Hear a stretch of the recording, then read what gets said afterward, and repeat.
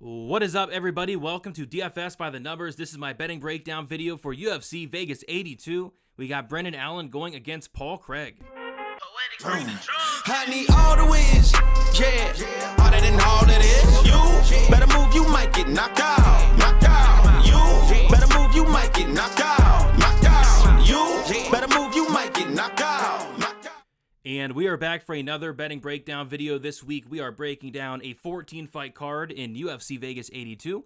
A card that I think overall is a solid card. It's a card where I think there are phenomenal fights, and I think there are just a couple trash fights on the card that I really am not looking forward to. But overall, I think it's a good card. I'm looking forward to it. I think it's a good card from a betting perspective. A couple sketchy fights, but a couple spots that I really do like. Taking a bunch of plus money props as well. The plus money props have been hitting all year.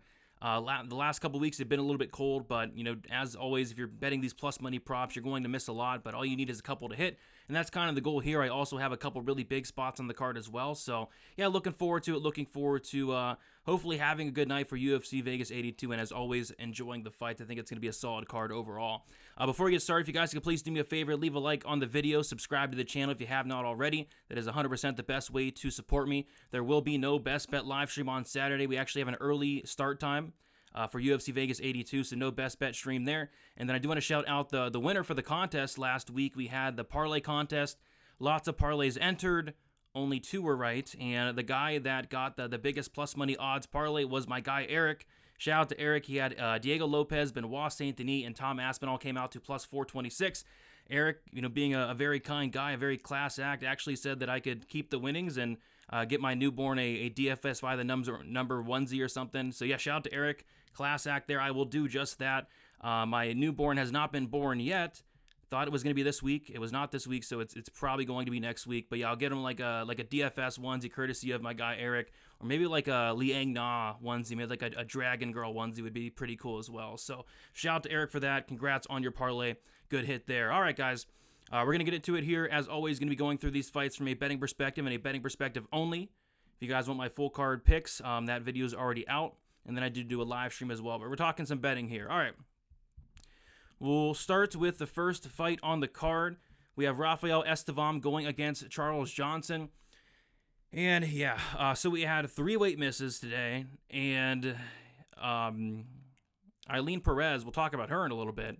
She went back and she did cut the weight, and she ended up making weight. So there was 2 people that missed weight, Rafael Estiam being one of them. And I'll be honest, guys.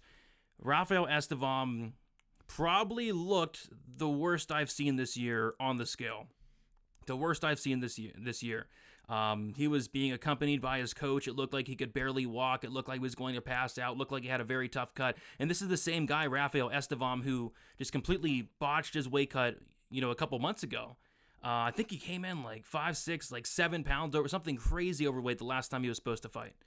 And then now he comes in here, couple pounds overweight, looks terrible, just awful. And I'll be honest, that scares the crap out of me. Like if you're on the Estiam side, the game plan for Estiam is going to go out there and to wrestle a ton. Like, you know, Cody Durden went out there, attempted like 16 takedowns. Muhammad Mokaev went out there and attempted, I kid you not, like 26 takedowns. For Estiam to win this fight, he's probably going to have to attempt, you know, 15, 16, maybe 17, 18 takedowns, right? And if he doesn't have the cardio to do that, there could be some serious trouble. And I already kind of questioned the cardio with Estiam to begin with. And now the fact that he's coming in here, missing weight, looking awful on the scale, and this is an early start time. He's the first fight on the card. He doesn't have a ton of time to, you know, recover. He's very early in the card. So this fight really sketches me out. And, you know, after seeing the weigh-ins, it's dog or pass for me. You know, after seeing Estiam being carried to the scale, the props that did stick out were these Johnson late props, and they're ridiculous. Johnson round 2 plus 1,400. Johnson round 3 on Bet365 is plus 2,200. I put a quarter unit on both. I will also be looking to live bet Johnson. I think that Estiam could win the first round here, but if he's not able to sustain that pace across 15 minutes, he could be in trouble. So I don't mind the Johnson late props. I do have a quarter unit on each of them, round 2 and round 3, and then I'll also be looking to bet Johnson live as well. So yeah, very, very, very concerning weigh-in for one Rafael Estiam. Moving on, we got Nicholas Moda going against Trey Ogden. Like I mentioned at the beginning of the video, there are some fights that are really good, and there's some fights that are really bad, and this is one of them, in my opinion at least, and it's because it's the Trey Ogden fight. I mean, Trey Ogden fights are just unbearable to watch. I mean, they're terrible. He goes in there, it looks like he's fighting not to lose. He's not engaging. He's running around, and he's a smart fighter, don't get me wrong. He's winning some fights, he's losing some fights, but I don't know. I just see nothing happening here. Literally, I see Trey Ogden doing his best not to engage with Nicholas Moda, which is smart, though. I mean, it's smart. You can't, knock on him too hard because you don't want him, if you're on Ogden, you don't want him to go out there and stand and bang in the pocket, right? So, yeah, I see it being a boring fight. I see Ogden kind of sticking to the outside, point fighting here. This guy Ogden's a grappler, but he's shown, no grappling in the UFC. I don't think that's going to change here. I think it's a close fight. I think it goes to decision. I lean Moda, but it's a fight that really sketches me out. I don't want anything to do with it. So the pick's Moda, but nothing sticking out on that fight. Moving on, we got Eileen Perez going against Lucy Pudilova. Another weight miss here, like I said, but Eileen Perez went back and cut that half pound, I think it was. So I was scrolling through Twitter today, and I see a picture of Eileen Perez in the hospital. And the caption reads something along the lines of, Eileen Perez goes to the hospital after she weighs in. And I'm thinking to myself, this girl's minus 200. She's minus 200, and she's in the hospital a day before the fight, which, it could be a good thing. It could be a bad thing. She had IV. She's getting IVs, which, as far as I'm concerned, that's not allowed. So I don't know what the heck's going on. I'm not sure if this picture was recent. I mean, the captions are saying it's recent, but apparently Eileen Perez was in the hospital on Friday. So do with that what you will. I honestly got a little tempted to take the Pudilova side because it's so stupid, minus 200 for somebody that had to be hospitalized. Think about it. But I don't know. At the same time, if she has recovered, I do like the fight for her. But if her cardio does not hold up, maybe Pudilova is able to take over late. It's a fight that I'm not touching. It's a fight that even before the whole weight miss, the whole hospitalization, I wasn't touching to begin with. So I think I'm going to stay away from this one. It's a dog or pass. So, I mean, I would not be laying minus 175 on Eileen Perez to begin with. And now that, she was hospitalized, I mean, it just sounds terrible. But I'm not a doctor, by the way. So I don't know. I really don't know. Give me Perez to win this fight still. But once again, I'm sketched out. These early prelims are kind of sketching me out here. All right, moving on. We got Lucas Alexander going against Jekka Sergiej. And yeah, good fight here. Fun fight here. I like Alexander. He's a big favorite, maybe too big of a favorite. I think people are very, very low on Jekka Sergiej, and I think the reason that is because he went out there and got finished by Anshul Jubilee, looked horrible in that fight, and I think people are very low on Anshul Jubilee at the moment, which is fine. But yeah, I think Alexander's a good fighter. I think Alexander's going to get the fight he wants. Alexander's 3 losses, they come by submission.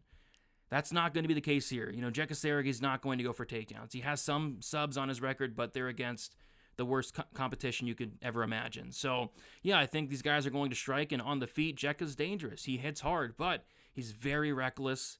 He leaves a lot of openings, and he's very, very hittable. I think Lucas Alexander could potentially have a field day here as more as the fight goes on. I think he's going to really pick apart this guy. I think he's really going to batter his legs and body with those kicks, and I can see an attritional TKO here for Alexander. This is going to be Jekka Sergiej's first cut down to featherweight, I believe, which is concerning considering Jekka has 16 fights. So I think this is the first time he's cutting down. So yeah, I think Alexander can get him out of there late. Alexander's not really a knockout artist, but he does have power and he does kick very, very hard. So how I'm attacking this is I do like the Alexander late props here. I like a lot of late props this card. This is one of them. I have Alexander to win in round 2, 0.75 units plus 450. And then Alexander to win in round 3, 0.5 units plus 850. Like I said, I think it's attritional. I think somebody's getting finished here. Neither guy's lost a decision in their career. They have 6 losses, all 6 of them coming inside the distance. So I think somebody's getting finished. I think that somebody is Jekka Sergiej, preferably in round 2 or 3. Moving on, we got Mick Parkin going against Kyle Machado. Yeah, no interest in this fight for me. The pick's Parkin, my bad.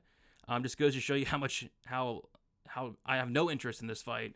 Yeah, it's Parkin. It's Parkin by decision. I don't think it's going to be an exciting fight. I think it's going to be a point fight. I think both guys are tough. Both guys are durable. I think the fight goes to decision is not terrible at plus money. It's just, fight goes to decision, and a heavyweight fight is always terrifying. But, Parkin just showed absolutely no killer instinct in his debut against Jamal Pogues, which maybe that changes here. But, I like Parkin by decision, but nothing really sticking out from a betting perspective. I also think this line could be a little bit too wide. Minus 350 for Parkin in a fight that I do think stays standing, and I don't think Machado's as bad as people think. Like, he's not terrible. I don't think he's amazing, but he's not terrible. So, Parkin, but I'm staying away. Moving on, we got Christian Leroy Duncan going against Dennis Tuluin.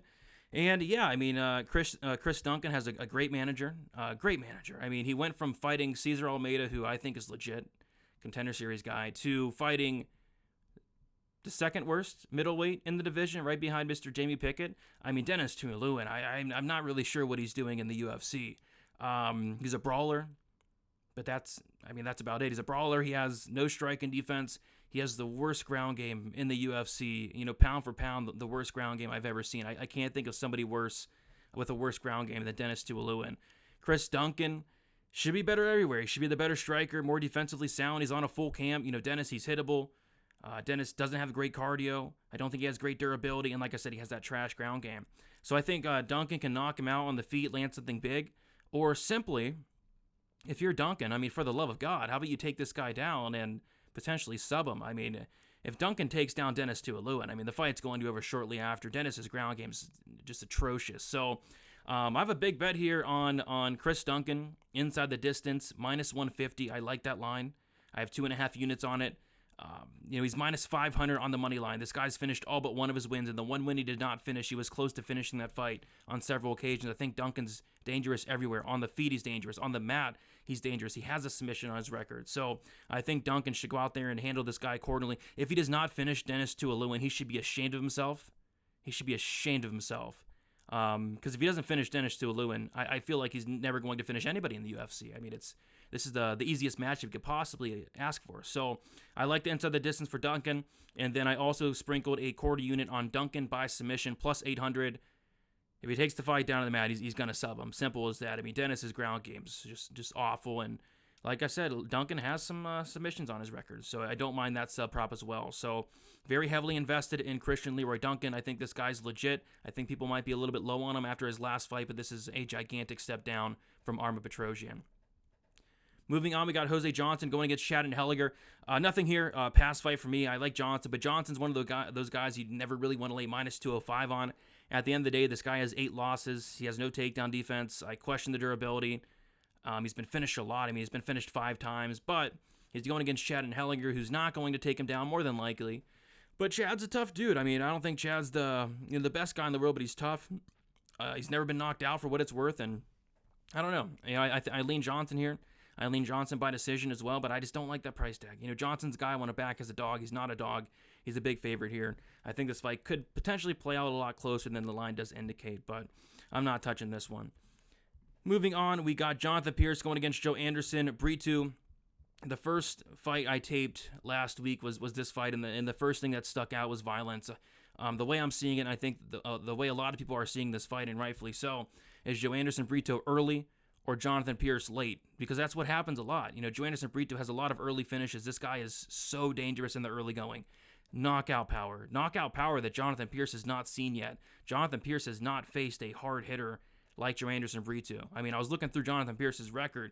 Mac Marcani, no power on the feet. Darren Elkins, no power. Christian Rodriguez, no power. Even Kai Kamaka doesn't have a ton of power. So this is going to be the hardest hitter Jonathan Pierce has fought to date. On top of that, Joe Anderson Brito, black belt in BJJ. Jonathan Pierce puts himself into a ton of bad spots. So I think a finish for Joe Anderson Brito in the first 7.5 minutes is very, very much on the table. With that said, if this fight does reach the second round, mid-second round, it's Jonathan Pierce all day. He's going to take over. Jonathan Pierce is a guy that has probably the best pace in the UFC outside of Fluffy Hernandez has great pace, guys like that. But yeah, Jonathan Pierce just sets a pace that breaks people, finishes people, and Brito doesn't have the best gas tank, let's be honest. So I think it's Brito early, Pierce late. I think the under is fine. Fight doesn't go is fine. I was looking at both of those, but the way I'm playing violence is I took a 1.5 unit shot on Joe Anderson Brito to win the fight inside the distance, plus 165. And then I also sprinkled these Pierce round props, which these are mispriced. I mean, Jonathan Pierce round 2 should not be plus 800. Jonathan Pierce round 3 should not be plus 1400. And he's the favorite. So, I mean, these round props are just off. So I took a half unit shot on both the Pierce round 2 and round 3 props at big plus money. And just need either Brito to win the fight inside the distance or Pierce to win the fight in the second or third round for a really big payout on some of these prices there. So yeah, I think violence is the way to go. That's how I'm personally attacking violence in this fight. Also, the Brito early props are solid as well, I think. All right, moving on, we got Uros Medic going against my titty back Oralbay. Yeah, I'm passing here. I'm actually refreshing the odds right now. Somebody must have placed a massive bet on Uros Medic, because Uros Medic went from like plus 120 to like minus 105. So somebody took a big bet on Medic. That's kind of where I was leaning as well. Dog or pass situation on the Medic side. Looks like there's no more dog money. I'm just going to pass here. I mean, this fight is a really good fight. I'm looking forward to it, but yeah, I don't know. You know, if my titty came in here with a full camp, you know, maybe I would look at backing him here, because I was impressed with my titty. I really was. I think this guy's good. He has a ton of power. He has a wrestling game, a grappling game, but coming in here on a couple days' notice against a killer like Medic, I'm not sure if I can get there. On top of that, Medic has fought the better competition. He's had the full camp. So, you know, I think Medic probably should be the slight favorite here. But at the same time, I don't want to step in front of my titty. This guy looks good. So I'm going to take Medic for the win, but I'm not betting this fight. I'm staying away. Great fight, though. Moving on, we got Amanda Heas going against Luana Pinheiro. It's one of those fights where Heas should win. Heas should win the fight. She should win the fight. She's the better fighter. She's better in every single aspect of MMA. Every single aspect besides durability. Amanda Heas has the worst durability in WMMA. She is the Malcolm Gordon of the strawweight division, the Shannon Ross of the strawweight division. She gets hurt, she gets dropped, she gets knocked out. Verna Jandiroba dropped Amanda Heas, which still this day, it just makes no sense. But it happened, and that's scary when you're talking about laying like minus 230 on Heas. But with that said, like, she should win the fight. She's going to have better volume. She's going to have the better wrestling, better grappling, better everywhere. But Pinheiro hits hard. I mean, I'm not touching this fight, but if I was, I think the Pinheiro finish only, Pinheiro by knockout, but it's hard for me to pick a strawweight to go out there and get a knockout. It just is. I mean, it doesn't happen too often. It really doesn't. So I'm going to go with the better fighter here, but I don't want to really bet her, to be honest. Her durability scares the crap out of me. Moving on, we got Peyton Tubat going against Nick Aguirre. Fun fight here. I have a couple bets on this one. The first bet I have is the fight doesn't go to decision. 1.5 units, minus 150. The fight doesn't go, actually opened at minus 260, but a lot of money came in on the over 1.5. So much money that these violence props got really playable here. And yeah, I like violence in this one. We have a striker versus grappler matchup, like the definition of a striker versus grappler matchup here. Because on the ground, Nick Aguirre, you know, his wrestling's solid, his grappling's solid. He's solid on the ground. He's dangerous early, right? On the feet, it is not even close. I mean, this has to be the biggest striking discrepancy I've probably ever seen on the feet. Like, it is wide. I mean, Tubat's a really good striker. I love his striking. Nick Aguirre's striking is horrible, to be honest. I mean, he was getting outlanded 3-1 against Dan Argueta. Dan Argueta, the wrestler. I mean, yeah, on the feet, it's not even close. Aguirre's going to have to get this fight down to the mat early and often. If he does, he does. Maybe he could sub Tubat early. But, you know, as this fight goes on, it's going to favor Tubat. Tubat's going to be the much better striker. He's a guy that, you know, he breaks you, with the volume, the pressure, the pace. Tubat has 5 finishes. All 5 of those come in the second or third round, and that's because he breaks guys with his volume. And like I said, on the feet, it's not even a contest. Aguirre's very hittable. He's going to have nothing on the feet for Tubat. So, yeah, I like Tubat here. He's a big favorite, but I think a big favorite for a reason. If you like Aguirre, you probably take the sub. You probably take the round 1 sub, which is plus 3,000 I saw. But I think Tubat kind of weathers that early storm and really puts it on Aguirre in that second or third round. So I have 1.5 units on Tubat. Aguirre, fight doesn't go to decision, minus 150 on DraftKings. And then I have a half unit shot on Tubat round 2, plus 450, and then a half unit shot on Tubat round 3, plus 750. That's how I'm attacking this fight. Tubat hopefully gets a late finish here. Moving on, we got Chase Hooper going against Jordan Leavitt. Yeah, I mean, this fight sketches me out. I don't know. I really don't know what to say about this fight. One thing I will say, though, is Chase Hooper, his last couple fights, he's actually impressed me to an extent. I did dig really deep into this fight. Went back and watched Chase Hooper's last couple fights, and the pace he's been putting on has been very impressive. He's going in there with really like reckless abandon. Like, he's very, very hittable.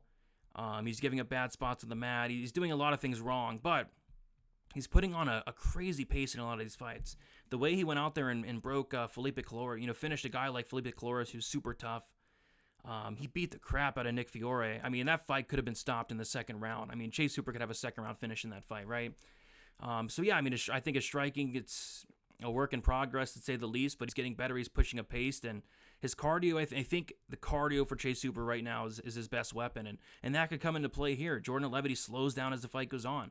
He had nothing left in the tank, in the Claudio Puelles fight. Round 2, round 3, was stuck on his back for 10 minutes. I mean, if you get stuck on your back against Chase Hooper for 10 minutes, he's going to be landing ground and pound. He's going to be working to get into dominant positions. He's going to be threatening with submissions. Unlike Claudio Puelles, who was just kind of content to, land Leavitt's guard, right? So I'm worried about it, but I'm not going heavy on these Hooper plays. I'm not going heavy because I don't want to. I don't trust him. I don't know what's going to happen in this fight, but I know for a fact Hooper's going to push a pace, and I think if this fight does get extended, it does favor one Chase Hooper. So then more round props I do like. Hooper round 2 plus 800, Hooper round 3 plus 1,000. I put only a quarter unit on each. Wanted to go pretty small here, but Hooper could have had a round 2 finish in the last fight if the ref stopped the fight against Fiore. He had that round 3 finish against Calores, and he's going to go out there. He's going to set a pace that I'm not sure Leavitt's going to be able to keep up with. So it's probably a fight that should be passed on, but I think Hooper could potentially get it done late here. Moving on, we got Michael Morales going against Jake Matthews. My only moneyline bet of the week, I have 2.5 units on Michael Morales at minus 250. Obviously beat some line movement here. It looks like he's minus 300 now. Don't typically go out there and lay this much chalk, but I do like Michael Morales in this fight. I think the UFC setting him up here in a co-main event slot to kind of build him up here. He's young. He's 24 years old. Not only that, I like him in this matchup as well, stylistically. I went through Jake Matthews' his wins, right? Guys like Emil Meek, guys like Rostam Akhman, guys like Diego Sanchez, guys like the Leech was probably the best win he's had, but I mean, just guys that Andre Fiallo, I mean, he's not beaten the best guys at all. Like, if he beats Michael Morales, it's probably his best win in the UFC, to be honest. And Michael Morales, he's going to be younger, he's going to be bigger, he's going to have like a 7-inch reach advantage, he's going to have the power advantage, the volume advantage, the wrestling advantage, a lot of advantages. The one thing I don't like about Michael Morales, and I think it could get him into some trouble in the future, I'm not sure if it's this fight, but Michael Morales, he is pretty hittable. He does get hit quite a bit, so in the future that's something to look out for. But Jake Matthews, not really a knockout threat, right? So yeah, I like Morales here. I think he's going to be able to dictate where this fight takes place. I think he's the stronger guy, the better wrestler, can keep it standing here, land more volume, land more power, hurt Matthews, potentially knock him out or win a decision. So I like Michael Morales. I'm not messing around with the prop. I'm 2.5 units deep on the money line. And then finally, we got the main event, Brendan Allen, Paul Craig. It's a pass here. Somebody in my chat on my stream said it best today. Two guys that are just completely untrustworthy. Two guys where, I don't know. I mean, Brendan Allen, minus 440. I mean, how can you trust this guy at minus 440? He's the type of guy that when you expect him to strike, he goes out there and grapples. When you expect him to grapple, he goes out there and strikes. I mean, his fight IQ's let him down many times in the past. Like, remember when he went out there and struck with Sean Strickland or Chris Curtis and got knocked out both times? Here, in theory, you would think that Allen would not grapple, but I have a strange feeling that he's going to try to prove a point and he's going to grapple with Paul Craig. And at minus 440, I don't think you can play Allen. If anything, it's maybe a shot on these Craig props. I mean, you can never go wrong with some Craig props, but I'm staying away from this fight. I think it does finish, but the finish props are no meat on the bone. I mean, minus 800 for the fight doesn't go. I thought I might get like the under 2.5 at a sneaky price like I did for last week's main event. No, minus 275 for the under 2.5. So yeah, nothing sticking out here for me in the main event. But I'll say Allen wins, but Paul Craig has proven me wrong more times than not. There you guys have it. 15 bets. Let's see, 12 of them. 12 of those bets plus money. So yeah, looking for some plus money shots here. Best of luck, everybody, for UFC Vegas 82. Enjoy the fights, and we will talk to you very soon. If you have any questions, you can hit me up on Twitter, DFS_numbers, Instagram, DFS by the numbers. And you guys, best of luck. Enjoy the fights, and we'll talk to you soon. See you.